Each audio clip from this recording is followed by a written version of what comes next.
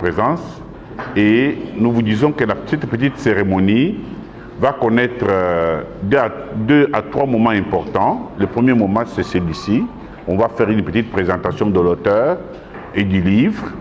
Le deuxième moment, nous allons donner la parole aux personnalités présentes à cette table et même dans la salle pour donner leur témoignage. Au troisième moment, je crois que nous allons résumer tout ça et donner la parole à l'Observatoire congolais du génocide qui est là et on pourra échanger ensemble avec les journalistes. Voilà la petite déclinaison de cette petite cérémonie. Ceci dit, avec votre autorisation, je voudrais vous rappeler que nous sommes venus ici pour échanger sur un livre important publié par un étranger sur notre pays pour nous informer du danger que nous courons. Et ce livre, comme je l'ai dit tout à l'heure, est intitulé « Holocauste au Congo, l'omerta de la communauté internationale, la France complice ». Ce livre est écrit par Auguste Charles Onana, qui est un journaliste d'investigation, qui est un docteur en sciences politiques. Il a d'ailleurs fait sa thèse à l'université Jean Moulin à Lyon 3, une thèse consacrée au Rwanda et l'opération turquoise et la controverse médiatique entre 1994 et 2014. Donc c'est un spécialiste, n'est-ce pas, des pays des Grands Lacs et un spécialiste des conflits armés. C'est aussi un panafricaniste, c'est-à-dire quelqu'un qui estime que l'Afrique n'a un destin désirable, n'a un destin viable qu'en se mettant dans une situation d'union politique, d'union économique et d'union de la recherche scientifique. Et c'est quelqu'un qui estime aussi que cette union n'est possible en Afrique qu'en partant de la RDC, qui est considérée comme le pays moteur, parce que disposant des ressources autant humaines que naturelles pour aider, n'est-ce pas, au développement de l'Afrique. C'est pour cela que nous tenons à dire que beaucoup d'Africains s'intéressent à la RDC parce qu'ils estiment que la RDC est un pays moteur pour le développement de l'Afrique. Alors, ceci dit, Charles Onana a écrit beaucoup de livres, a publié beaucoup d'investigations. Comme je l'ai dit tout à l'heure, sa thèse à l'université Lyon 3 a été consacrée à Rwanda et l'opération turquoise et la controverse médiatique. À partir de là, il a écrit beaucoup d'autres livres, comme par exemple Rwanda, la vérité sur l'opération turquoise, quand les archives parlent enfin. Il a écrit aussi Ces tueurs Tutsis au cœur de la tragédie congolaise, qui a été publié chez Guy Boris en 2009. Il a écrit aussi Enquête sur un attentat, Rwanda, 6 avril 1994, qui est aussi sorti chez Guy Boris. Côte d'Ivoire, le coup d'État, sorti en 2011. Alors, aujourd'hui, nous allons nous appesantir sur son dernier écrit, comme je l'ai dit, intitulé Holocauste au Congo, l'omerta de la communauté internationale, la France complice. Je veux tout simplement vous dire que ce livre, outre la préface qui est faite par Charles Milon, un ancien ministre français de la Défense, outre l'avant-propos et les annexes, cartes et index, ce livre est composé de 2 parties essentiellement. La première partie, et c'est intéressant, je dois vous rappeler que Onana, c'est un journaliste. Ses titres, ses sous-titres, ses avant-titres sont toujours informatifs. C'est pour cela que je vais faire une présentation lacunaire en me basant tout simplement sur le les titres et les sous-titres. Donc la première partie de ce livre, qui dispose de 486 pages et qui est sorti au cours de ces mois aux éditions chez l'Artilleur. Ce livre a deux parties, et la première partie s'intitule « Les plans secrets de l'invasion militaire du Congo-Zaïre ». Les plans secrets de l'invasion militaire du Congo-Zaïre. Et cette partie est elle-même composée de 6 chapitres et ces chapitres ont pour intitulé, premier chapitre, la méthode rwandaise pour masquer l'invasion du Congo-Zaïre. 2. Le déploiement militaire anglo-américain au Rwanda. 3. La traque des génocidaires ou la Libye de Paul Kagame. 4. La chute du président Mobutu consacre l'invasion du Congo-Zaïre. 5. Le Congrès s'interroge sur l'action de Bill Clinton au Congo-Zaïre. 6. Le projet d'empire Tutsi connu à l'Élysée et à la Maison-Blanche.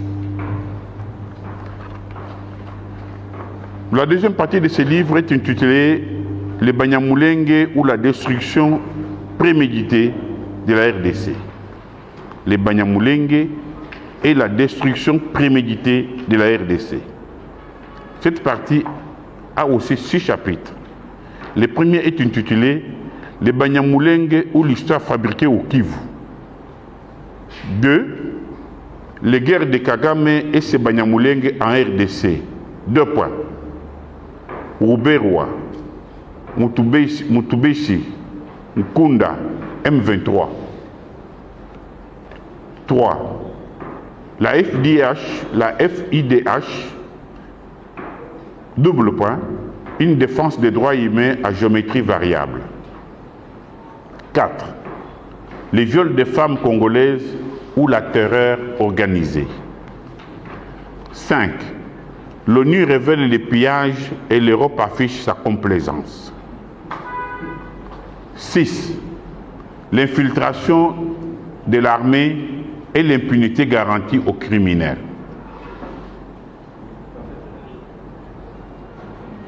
Donc, voilà les livres succinctement présentés dans ces titres et ce sous-titres.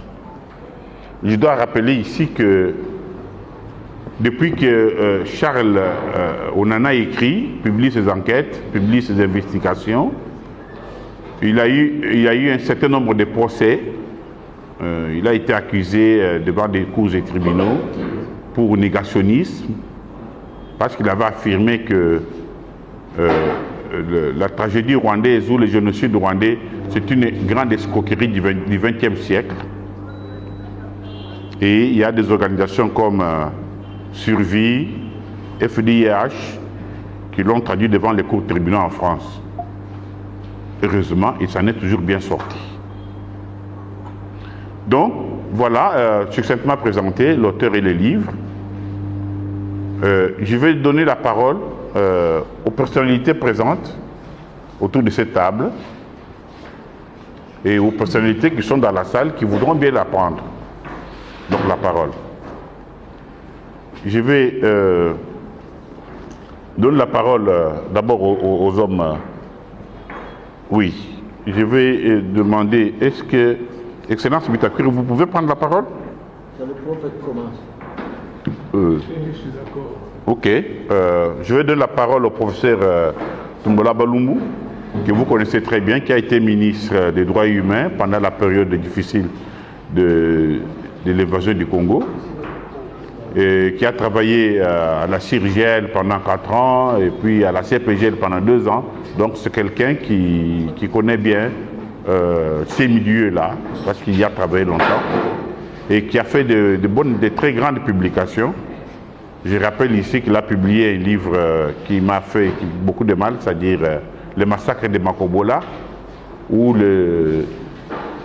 n'est-ce pas, les envahisseurs Tutsis pilaient les enfants congolais, n'est-ce pas? Donc je vais donner la parole au professeur pour qu'il puisse faire un témoignage sur les livres. Le livre de notre ami Charles Bonanda, qui connaît la préface de l'ancien ministre français de la Défense Charles Milon. Certains milieux ont dit que c'est un livre qui dérange. Mais nous pouvons dire que c'est un livre qui arrive vraiment en son temps, au bon moment, pendant que nous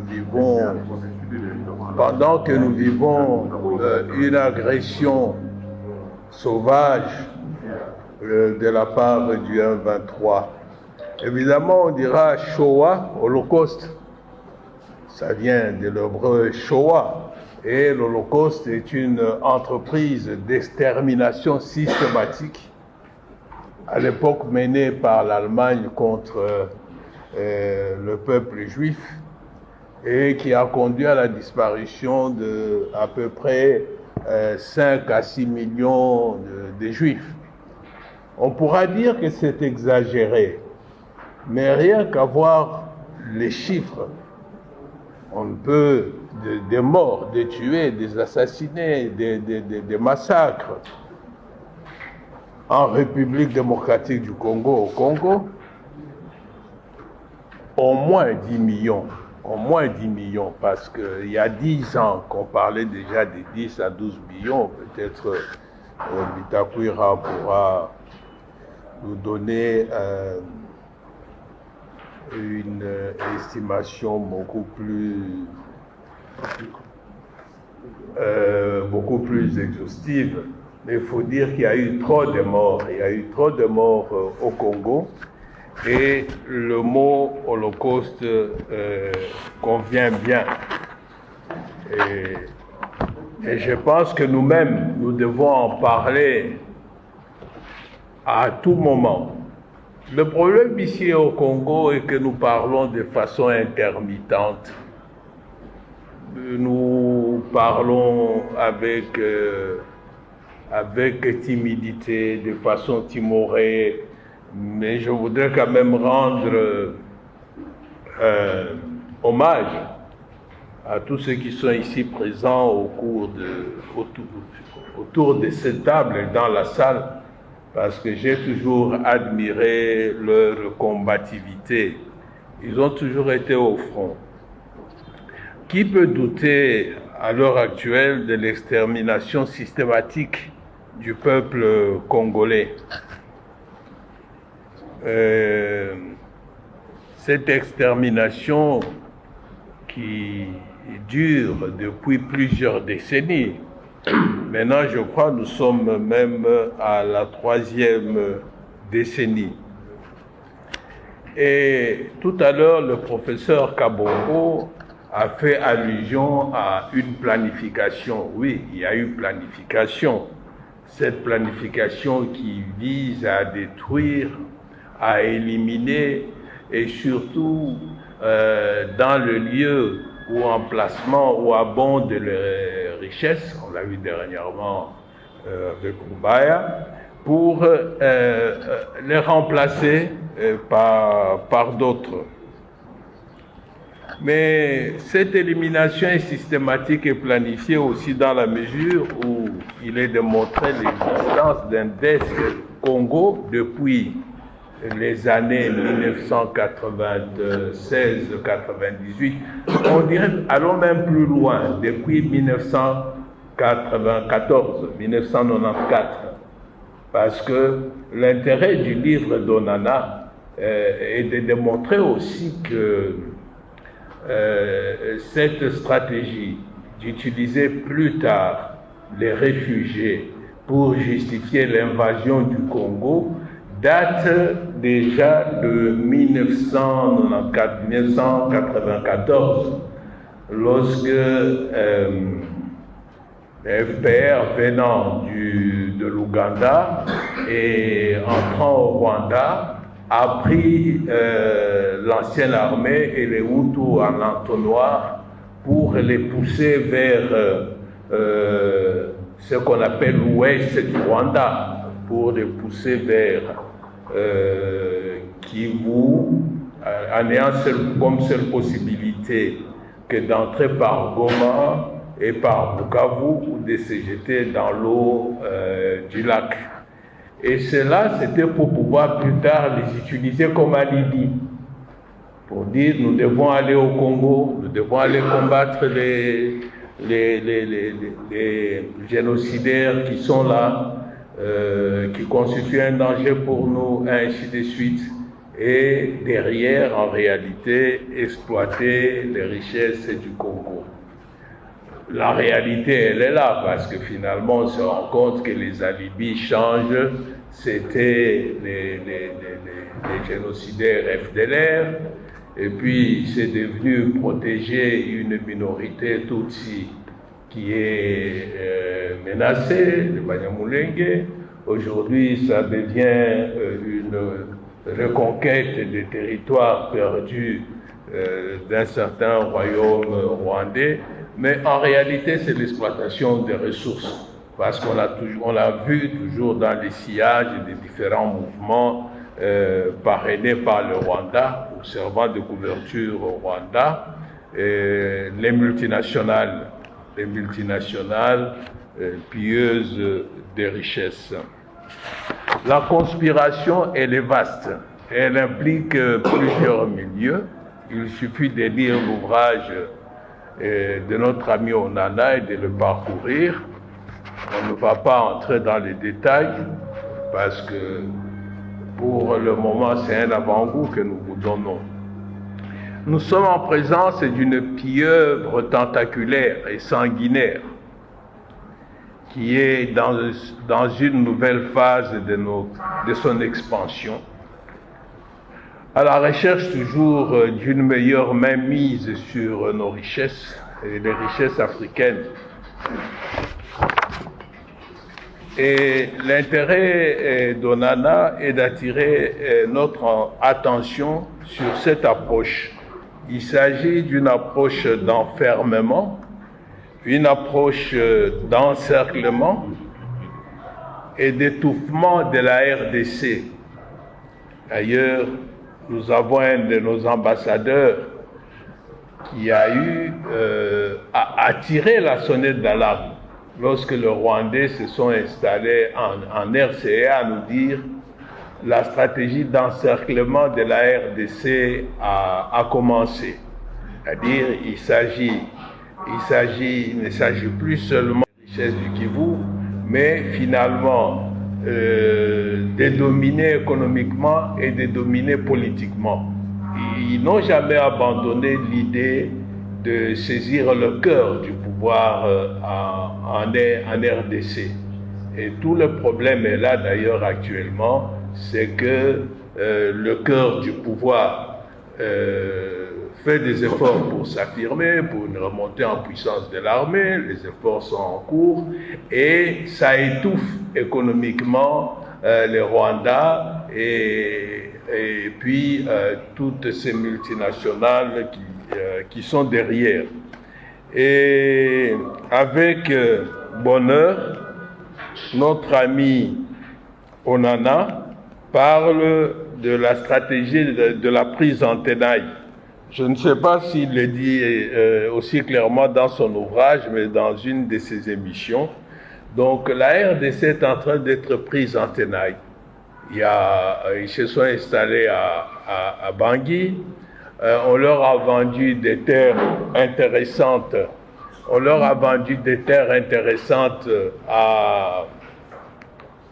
Ici en face au Congo-Brazzaville.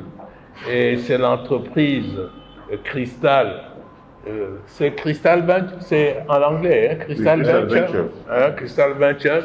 Mais il faut savoir que c'est une entreprise qui est très liée à Kagame et à l'armée rwandaise. Bon, si on sait que même au Kivu, leurs concessions minières, notamment avec l'histoire que nous connaissons actuellement, sont gardées par des militaires, il va sans dire qu'également aussi, ici à Brazzaville, ceux qui seront là pour travailler, en réalité, ce sont également des militaires. Donc, ils sont déjà... ils sont devenus aussi nos voisins, non seulement de l'Est, mais de l'Ouest. Et Brazzaville, on ne peut pas ne pas établir les liens avec ce qui se passe maintenant à Kwamouth, ce qui se passe sur le plateau de Bateke. Si on regarde les modes opératoires, si vous voyez les photos horribles qui sont là-dedans, les têtes coupées, mains coupées, les femmes éventrées et tout ça, si on voit les modes opératoires, on se rendra compte qu'il y a déjà des infiltrations jusque dans les environs, sinon à l'intérieur de Kinshasa. Et c'est là où Onana nous appelle non seulement à la prise de conscience, mais à la prise de responsabilité à tous les niveaux, parce que le piège est en train de se refermer. Cette affaire nous concerne tous. Donc, prise de conscience des autorités. Notre classe politique est une des classes politiques les plus distraites du monde. Ils se battent, ils passent leur temps à se battre sur des futilités, alors que j'ai beaucoup aimé. Dernièrement, j'ai suivi le président du Sénat qui disait, mais vous cherchez des places de ministres, des députés, de tout ça, alors que le pays est en train de disparaître et d'être pris. Vous serez encore ministre de quoi, président de quoi, ainsi de suite. Donc on devrait vraiment arriver à cette union sacrée pour sauver la nation. Nous devons comprendre que la nation est vraiment en danger, qu'il y a une pieuvre tentaculaire contre laquelle nous luttons, une hydre à plusieurs têtes. Je vais terminer par dire que Charles Onana a parlé d'Omerta, de la communauté internationale. Et je voudrais attirer votre attention que Omerta, c'est la loi du silence. Et c'est la loi du silence qui règne souvent dans les milieux mafieux, qui s'adonnent au pillage des richesses, qui s'adonnent au blanchiment d'argent, à toutes ces activités mafieuses que vous connaissez. Donc la communauté internationale par rapport au Congo est peuplée de beaucoup de milieux mafieux qui n'ont d'autre but que de pouvoir nous piller. D'ailleurs, vous aurez remarqué, si vous faites attention, que les éléments de langage utilisés notamment par le président Emmanuel Macron, ici à Kinshasa, qui a parlé même de notre incapacité à gérer, à résoudre des problèmes, et ainsi de suite. Les éléments de langage de Sarkozy, bon, incapacité à gérer, donc il faut que d'autres viennent nous aider à gérer, et les autres, vous voyez qui. Et puis, les éléments de langage de Sarkozy qui parlent de cette distribution bizarre, géographique des richesses dans la sous-région, qui va s'agir de savoir comment partager. Bon, ça rejoint ce que Kagame vient de dire en ce qui concerne la révision des frontières. C'est probablement pour mieux partager. Et je viens de voir que autour de ce 5 avril, le président Macron va jusqu'à proposer maintenant que les génocides de Tutsis puissent figurer au programme d'enseignement français. Donc, vous voyez où est-ce qu'on en est et que tous les efforts que nous devons faire pour mettre à jour ce qui se passe au Congo. Silence on tue, c'est parce que nous-mêmes nous n'en parlons pas suffisamment. Si vous en parlez trop, vous pouvez vous-même vous faire virer. Donc, il faut en parler. Ce qui est étonnant, c'est que nous ne faisons rien, absolument rien. Les communautés locales ont essayé de construire des monuments. J'ai vu un mémorial à Mwenga, je crois. À Kamituga, probablement, il y a un mémorial aussi. Mais moi-même, j'ai eu honte de... Bon, eux au moins c'est un mémorial. Mais la honte, c'est de voir la qualité de ces mémorials. C'est que bon, pour les communautés, au moins, ils se remémorent, ils commémorent. Mais nous, les intellectuels, nous, les gouvernants, nous ne faisons absolument rien. Il n'y a pas de mémorial, national. Il n'y a pas de mémorial national. Je ne peux pas vous cacher, ça a toujours été combattu.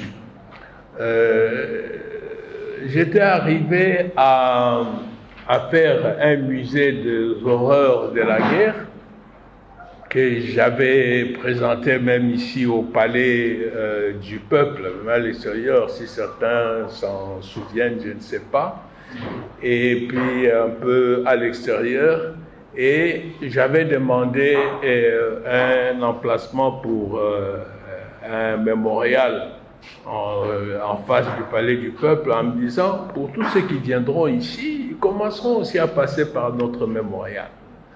Et à l'époque, l'idée a été combattue subtilement. On a dit non, ce que propose le professeur Tumbaloaba, au fait, non, c'est comme une bicoque, c'est un petit rien. Nous allons faire mieux que ça. Je ne sais pas si l'argent était sorti, mais rien n'a été fait. J'ai approché le gouverneur de la ville de Kinshasa, l'actuel. Je lui ai dit, il nous faut un mémorial national. On ne peut pas continuer, surtout, bon, il faut dire que le président Tshisekedi a eu à aller déposer une gerbe de fleurs au mémorial au Rwanda, à Kigali. Mais je vous assure, c'est difficile à éviter, c'est inévitable. Moi-même, comme secrétaire exécutif de la CIRGL, j'ai déjà eu à aller déposer. Parce que ça fait partie du programme. On vient vous prendre le matin, c'est déjà au programme avec d'autres personnalités. Vous êtes, c'est impossible de ne pas le faire. Mais si nous ne l'avons pas ici, comment nous pouvons rappeler chaque fois que nous, on a perdu plus, nous. J'ai demandé au gouverneur, j'ai montré, toujours en face du palais du peuple, il y avait encore un peu d'emplacement, les longs délimités, je les vois mettre des choses, d'un côté il y a de belles choses, mais de l'autre côté ce sont des choses horribles là, des histoires pour enfants qu'on vient recycler ici. Donc il nous faut vraiment un mémorial parce que nous assistons, nous avons vécu un véritable génocide qui se continue.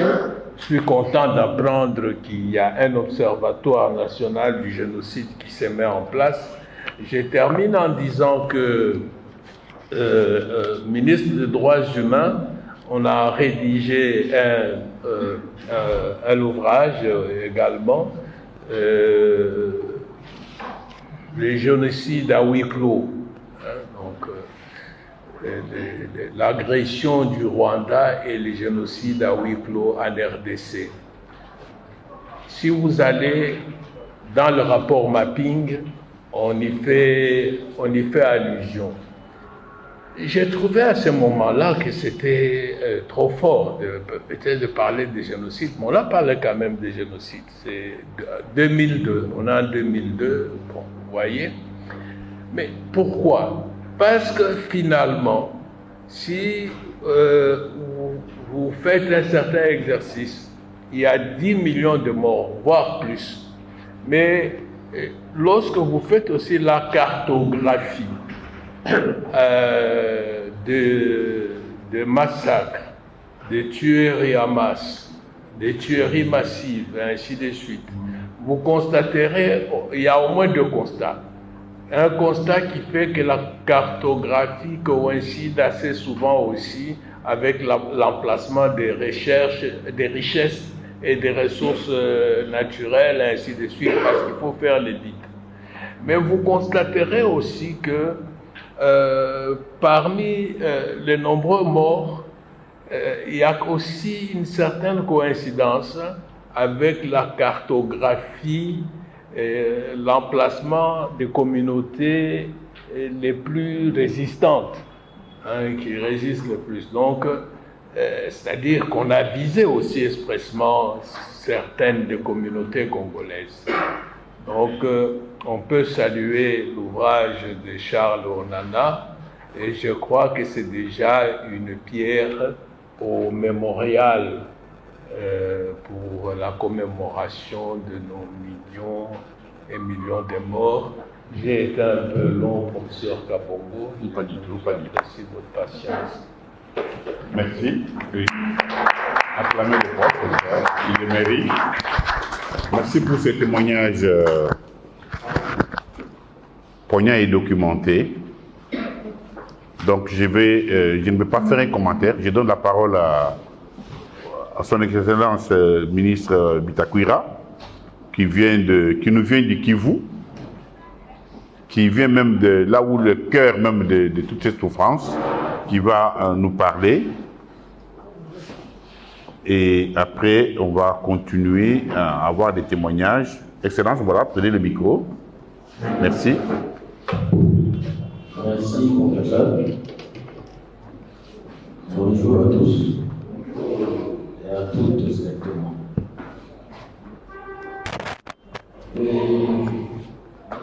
C'est avec plaisir que je rejoins aux éminents professeurs qui sont avec nous autour de cette table et remercier mon ami et frère le Bouddha, non seulement pour l'organisation de cette conférence de presse, mais aussi son combat permanent contre la balkanisation. Oui, je suis entré en contact avec Charles Onana. C'était le jour de ma sanction de l'Union européenne. Que je ne sais où il a trouvé mon numéro de téléphone. C'est moi qui l'ai donné. Ah, merci beaucoup. Et il m'a dit que depuis qu'il a commencé son combat pour la RDC face à l'agression rwandaise, il venait d'avoir un point focal important à l'intérieur du Congo, parce que depuis qu'il écrit sur l'agression rwandaise en RDC, vraiment il n'a jamais eu écho de la sensibilité des Congolais pour son combat. Et depuis là, on se parle régulièrement. Holocauste.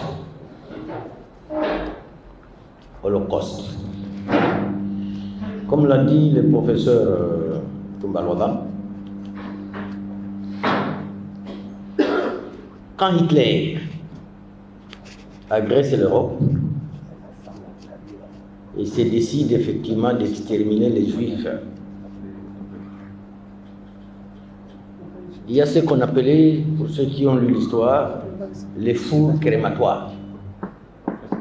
Les fours crématoires, c'est là où on pouvait enfouir 1000, 2000, 3000 Juifs et on les brûle vivants.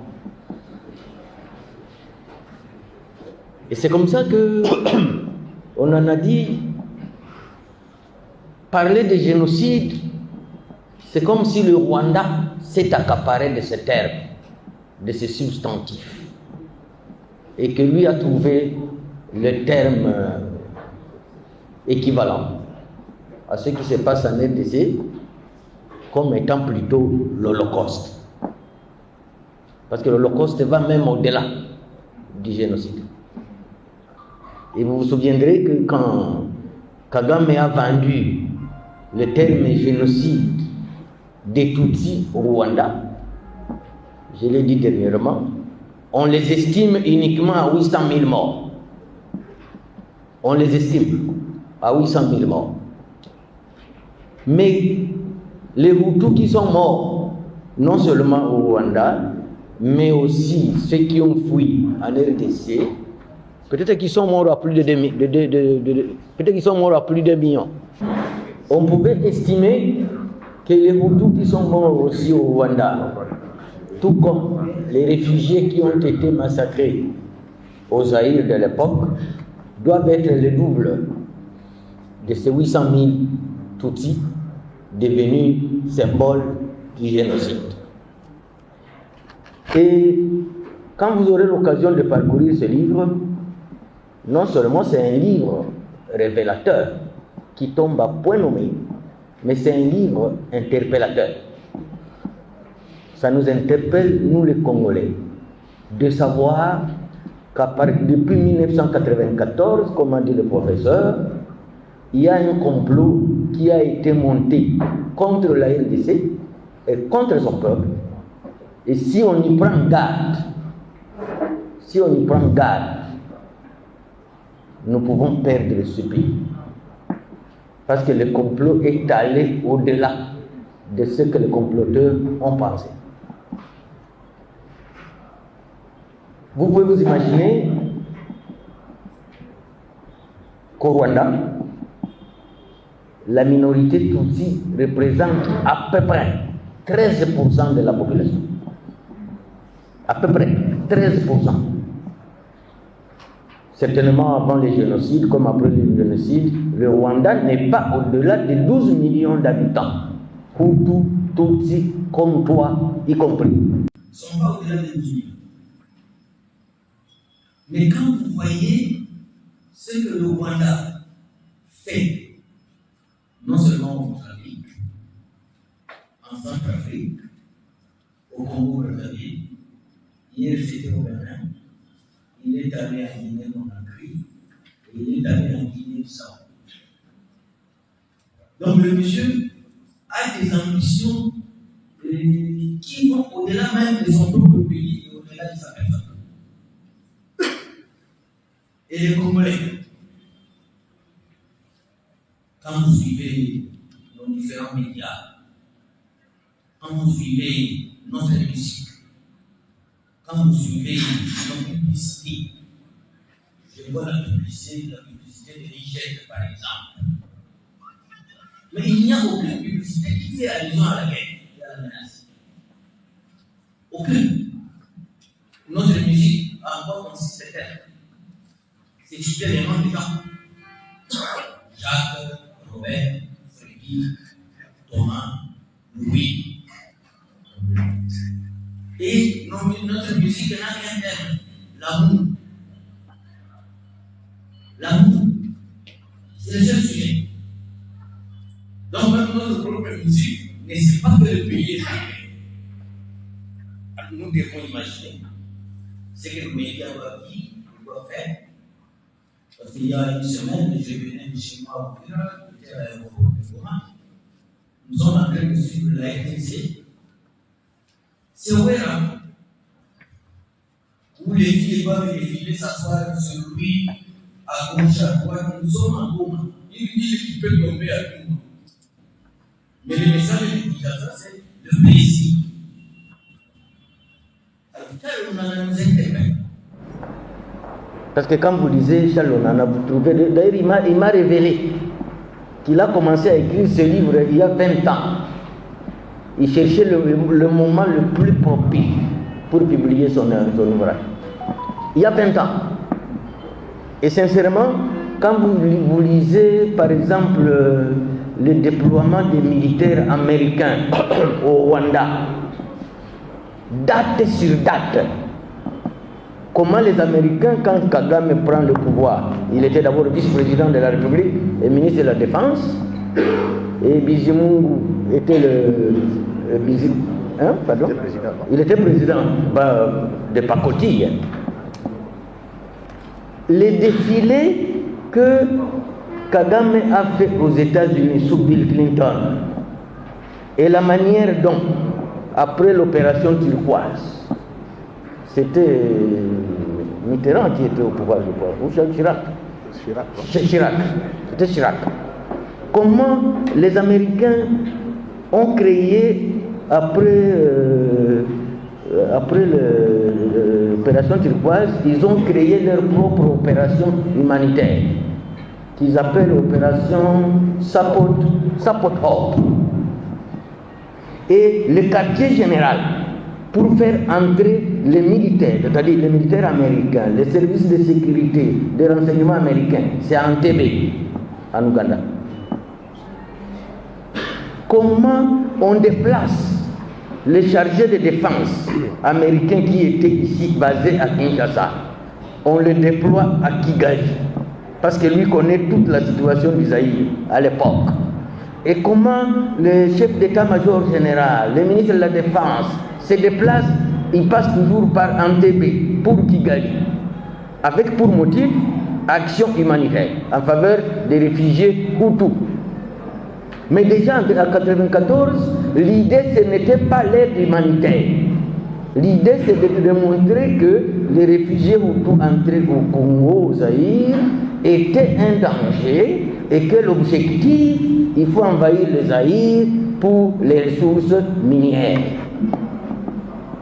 C'est là où le pays a été, comment dire, vendu. Hein? Et c'est comme ça qu'on va changer le président Bizimungu pour que le vrai patron prenne les rênes du pouvoir, qui est M. Kagame. Et c'est à ce moment-là, comme a dit le professeur Kabongo, on va utiliser maintenant les Tutsis vivant au Congo pour être les champions de pouvoir enclencher l'opération de guerre à travers l'AFDEL. Et l'AFDEL a commencé sous l'étiquette la révolte de Banyamulenge. Le professeur m'a demandé, mais comment jusqu'aujourd'hui c'est Banyamulenge ou c'est Tutsi? Je n'aime pas les appeler comme ça parce que Mulenge c'est le village de ma mère. Moi-même je suis né à 9 km de Mulenge, je viens de là d'ailleurs, il y a 2 semaines. Donc c'est une tricherie. Et avant il s'appelait communauté Banyamulenge. Mais hier ils ont écrit au président de l'Assemblée nationale, ils deviennent tribus. C'est la première fois.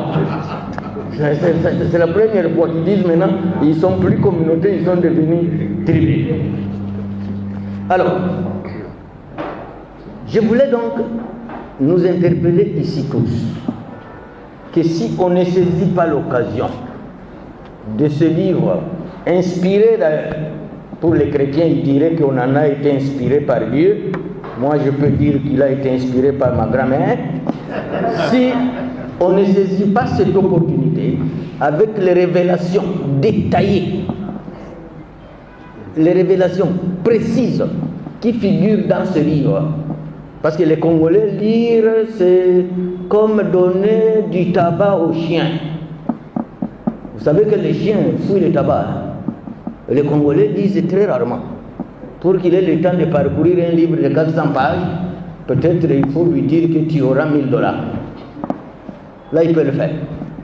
Et c'est une de nos faiblesses. Qu'il y a peut-être un seul % des Congolais qui peuvent encore lire. 1%. Et c'est pourquoi nous ne savons pas ce qui se passe dans notre pays. Alors, pourquoi le monde ne fait pas attention à nous? Parce que partout où vous partez, personne ne plaide au profit de la RDC. Une chose, c'est parce qu'on pense que la RDC, c'est comme un éléphant qui fait face à une tortue. Maintenant, la tortue fait fuir l'éléphant. Et l'éléphant commence à crier, aidez-moi, aidez-moi. Qu'est-ce qu'il y a? Il y a la tortue qui me poursuit.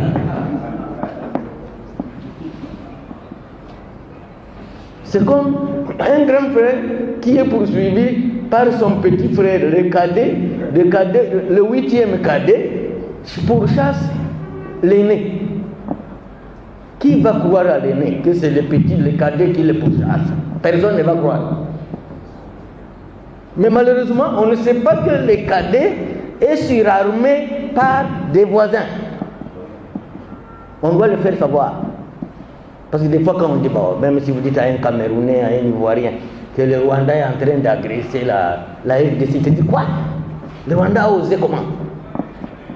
Nous ne sommes pas agressés par le Rwanda. Nous sommes agressés par des puissances anglo-saxonnes principalement. Parce que dans le livre, on en a révélé que quand la France a la résolution du Conseil de sécurité pour l'opération turquoise, Bill Clinton appelle Jacques Chirac qu'il n'est pas d'accord avec cette opération. Le préfacier du livre, Charles Mignon, qui était le ministre de la Défense, il écrit qu'à la deuxième réunion convoquée par Chirac, Chirac dit on suspend l'opération, on suspend, sans justification. C'est parce que l'Europe, au fait, la France, c'est comme un ange à côté de Dieu. Dieu, c'est qui? C'est les États-Unis. Donc nous ne pouvons pas compter sur des pays comme la France, que la France va venir à notre secours, alors que Dieu a déjà décidé. C'est-à-dire qu'il faut plutôt affronter Dieu pour lui dire ce que vous cherchez par le Rwanda, vous pouvez l'avoir sans intermédiaire. Vous pouvez l'avoir sans intermédiaire. Maintenant, la tortue qui pourchasse l'éléphant, c'est le Rwanda. Mais le Rwanda a des appuis. Et figurez-vous, dernièrement, c'est le président Trump qui était au pouvoir. Est-ce que vous avez suivi beaucoup de griffes de Rwanda? Mais quand les démocrates américains sont toujours au pouvoir, le Rwanda redevient le tout puissant de la sous-région. J'ai toujours posé la question, M. Bitangouira, maintenant vous pensez qu'il y a moyen de faire face au Rwanda? Moi je dis toujours, on n'a jamais dominé un peuple insoumis.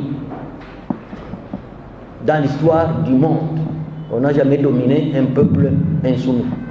Et si le Rwanda n'a jamais entièrement occupé l'Est en général, et le Kivu en particulier, c'est l'insoumission populaire. Ça ne fait pas très longtemps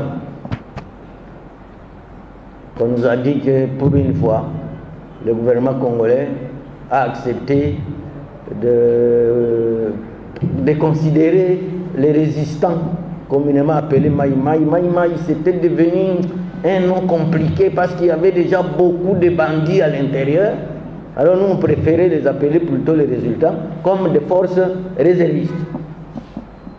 J'ai reçu une délégation il y a 2 jours venant de Walikale, du commandant Guido. Guido, c'est un grand Maï-Maï qui est d'ailleurs au front à l'heure où je parle. Quand on les a associés à la guerre, le visage de la guerre a changé complètement. Parce que nous n'avions pas d'armée. Vous pouvez vous imaginer que quand on a fait le mixage, quand on a fait le brassage, on ne brassait et on ne mixait que les rebelles, seuls les rebelles. Tous les volontaires Maï-Maï qui venaient aussi dans les centres de brassage, ils n'étaient jamais intégrés. Et pas de fonctions à leur égard. On ne donnait des fonctions qu'aux anciens rebelles. Or, RCD, CNDP, M23, c'est la même chose. Et quand on dit que un des chapitres dont on a dit, les Banyamulenge, pour la destruction préméditée de la RDC, vous vous souvenez-vous que toutes les guerres qui se sont passés à l'est du pays, ils en sont toujours les auteurs. C'est eux qui commencent. Mais pour maquiller, ils prennent un petit valet congolais qu'ils présentent au devant de la scène, et quand le moment de partage vient, le vrai patron surgit. C'est comme ça qu'à Sun City, il y avait qui était le président du RCD à l'époque? Adolphe Musumba. Quand on veut maintenant aller à Sun City, Kigali décide, ce n'est pas toi. Toi, tu n'étais qu'une marionnette. Maintenant, c'est Roubaix-Roi. Roubaix-Roi, moi, on se connaît très bien. On s'est côtoyé. Mais Charles, on en a écrit qu'il se retrouve né à 3 endroits différents le même jour. Oui, 3 ans, avec preuve à la peau. Tantôt Minembwe, tantôt Itombwe, tantôt au Rwanda, mais la même date. Alors, pardon? Les documents sont en annexe. Les documents sont en annexe, hein? Je ne suis pas encore arrivé à la fin. Alors, ici, qu'est-ce que je veux dire?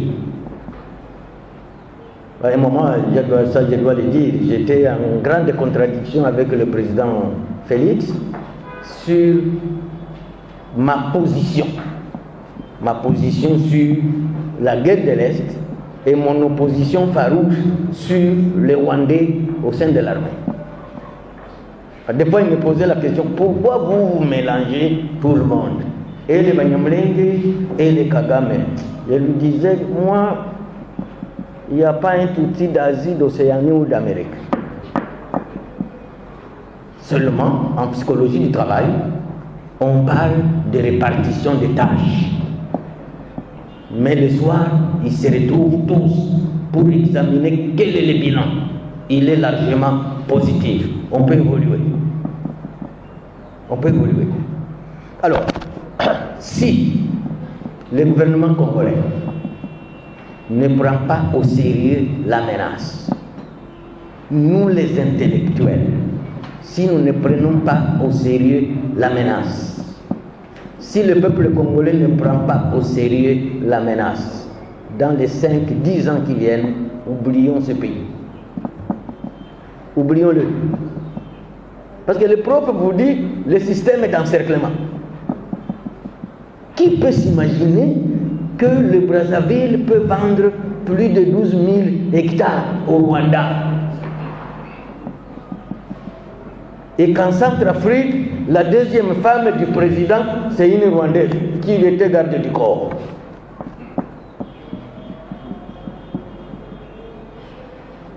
Il reste quel pays qui nous est plus proche, en dehors des deux là?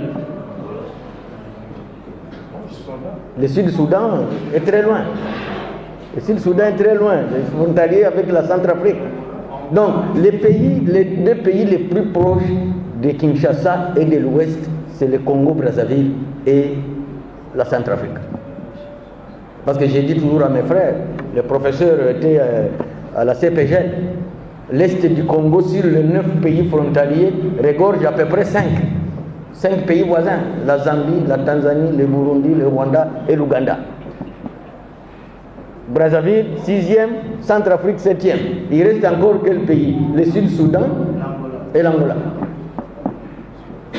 Or, contre cette guerre, et ça nous le disons à qui de droit, nous n'avons que 2 pays principaux pour nous aider. C'est uniquement l'Angola et la Tanzanie qui peuvent être de vrais alliés. Les deux là, tous les autres ne comptent pas sur eux. Regardez les AC qu'on a fait venir chez nous. On commence à les inviter dans une réunion, ils ne viennent pas.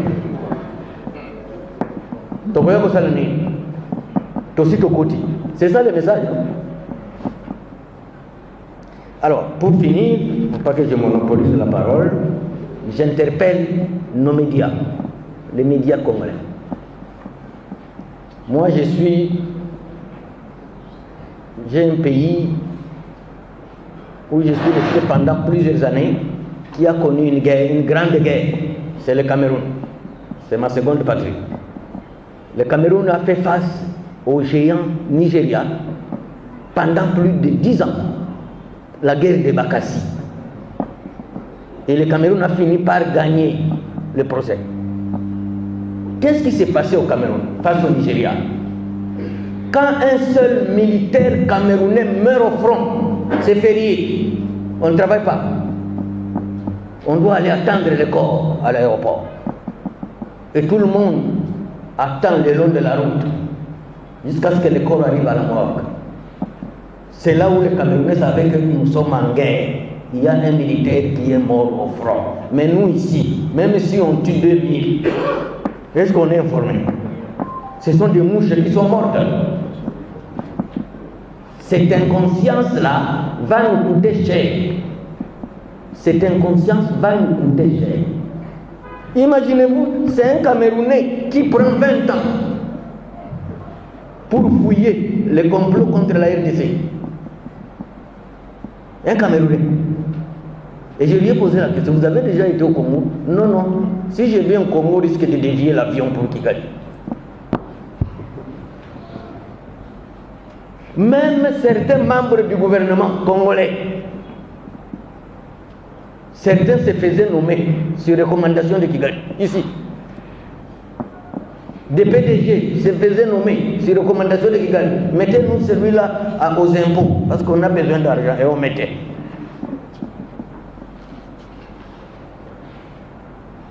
J'ai un ministre qui, souvent quand il va chez moi, il dit à tout le monde qui veut l'entendre, oh, Bitakwira n'exercera plus une fonction au Congo parce que lui n'aime pas les Rwandais. Oh.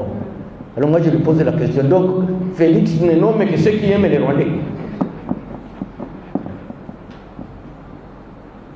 Médias, les médias en ligne, presse écrite, audiovisuel, radio, changer de comportement et de style et changer vos lignes éditoriales. Notre musique, c'est notre mort. Parce que c'est une musique vide. Peut-être Gims, hein? Parce que Gims, on appelle Gims, non? Gims, hein? Oui, oui. Comment? Gims. C'est Gims, oui. C'est le fils de Yanana. Ah oui. Son fils, oui. Oui, j'ai suivi une femme dans les médias, les réseaux sociaux, qui disait que les Français, depuis que Gims a changé le style de musique, les Français ne l'aiment plus. Il est combattu, c'est ça que j'ai appris. Alors, donc, nous avons des grands noms de la musique. Les Fali Poupa, les Kofi Olomide, les Ferrekola, que j'aime bien d'ailleurs. Je m'explique sa musique, les Watanabe, les héritiers, ceux qui les connaissent. Il faut leur dire que Bitakwira dit que votre musique est aujourd'hui inadaptée. Ici, les Congolais n'ont pas besoin d'écouter l'amour. Les Congolais ont besoin d'écouter comment Kagame doit disparaître. Comment il doit disparaître. Si Luambo vivait encore, je crois que lui aurait adapté sa musique. Ça, je suis sûr. Oh, la musique, c'est une grande voix. Une grande voix pour libérer un pays. Moi, j'étais ami personnel à Myriam Makeba. Je l'ai côtoyée pendant plus de 6 ans. C'est elle qui m'expliquait comment sa musique a contribué à 70% pour la libération des Africains noirs en Afrique du Sud. Parce que tous les concerts qu'elle faisait, il pouvait faire un concert d'1 million de personnes. 70% des revenus allaient chez les Maïmaï d'Afrique du Sud, qu'on appelait ici Zobukonto, la lance de la nation. Donc, nos musiciens ici, s'il y avait même moyen de boycotter leur musique pour leur dire changer de style, je leur dis, nous vous avons accueillis chez nous. Tout celui qui n'a pas été accueilli dans une de nos familles, il ne sait ni lire ni écrire. Donc c'est nous qui les avons hébergés pour qu'ils étudient eux aussi. Quand l'AFDL est venu, le moment était venu pour exterminer tout le monde, même les familles qui les ont hébergés. Mais ils crient toujours, oh, il faut qu'il y ait la paix, il faut qu'il y ait la paix. Mais demandez d'abord pardon. Demandez d'abord pardon. sous le haut patronage de la présidence de la République, il y aura un forum à Bukavu pour la paix et le développement. Commencez par demander pardon. Au lieu d'aller déranger le président que nous voulons encore nous retrouver, demandez pardon d'abord. Parce que le pardon guérit, vous savez ça, non? Même pour les païens aussi demandent pardon. Mais eux, la plupart, tous sont des pasteurs, rebelles. Oh, il faut qu'on se retrouve, Demandez d'abord pardon. Les jours où vous demandez pardon, on va s'embrasser comme à l'époque. Et quand vous dites ce qu'ils ont fait comme mal, ils recourent à l'Union européenne. Il faut sanctionner Bitakwira parce que lui, il dit toujours ce que nous avons fait. Mais ils ne disent pas que c'est parce que j'ai dit ce qu'ils ont fait, ils disent que c'est moi qui transmets le message de haine. Quelle haine? La haine dépasse la mort. C'est comme Hérode, on avait lancé un mandat d'arrêt international contre lui, qu'il a injurié. J'ai posé la question aux Belges, monsieur le Belge, entre l'injure et la mort, qu'est-ce qui est grave? Moi j'ai injurié, c'est bon. Et lui a tué. Qui est punissable? C'est comme ça que le 12 juillet 2000, c'est moi qui ai annulé le mandat d'arrêt d'Hérodia. J'ai enfermé tous les Belges ici, à l'ambassade de France, tous dans les caves. Personne n'est sorti le jour-là, c'était un samedi. Et quand ils m'ont sanctionné, je leur ai dit, moi c'est seulement une simple sanction. Mais nous avons maté le mandat d'arrêt international. Vous me sanctionnez pour voir où on va fermer vos comptes. Je n'en ai pas. Vous ne venez plus dans l'Union européenne, je n'aime pas l'avion. Vous me sanctionnez en quoi? D'ailleurs, vous me rendez plus libre. Moi, je n'aime pas l'avion. Le jour où je vais monter dans l'avion, c'est le seul jour que j'ai pris. Là, je me rappelle que j'ai risqué de partir aujourd'hui. Dieu prend mon âme en paix. Je n'aime pas l'avion. Alors, donc je voulais ici dire que l'inspiration d'Onana, j'ai demandé à Freddy quand est-ce que les livres vont venir, parce que le stock est épuisé en Europe. Demain. Ça arrive demain? Ok, vous allez le dire. Il y a beaucoup de gens qui cherchent ce livre. Il nous faudra des conférences certainement, des intellectuels, des étudiants. Pour le salut du Congo, ça c'est une sorte de Bible pour nous. Il y a aussi Matthieu dedans, il y a Luc, il y a Romain, il y a les Philippiens, il y a l'Exode, il y a la Genèse pour notre libération. Je vous remercie.